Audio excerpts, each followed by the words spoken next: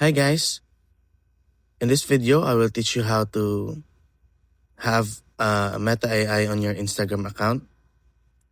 So first you just have to go to App Store and search Meta AI, and then you just have to download it and you just have to make your account, and that's it. After you download it, you can go back to your Instagram account, click your profile in the bottom right, and then click these three horizontal lines in the upper right, and then search for Meta AI, Meta AI, and then just click this one, the first one, because there's no other one. And then here it is.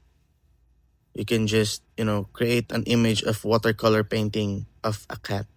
So let's test it.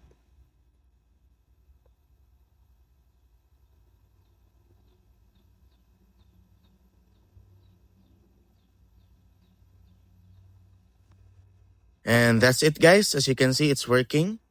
And thanks for watching.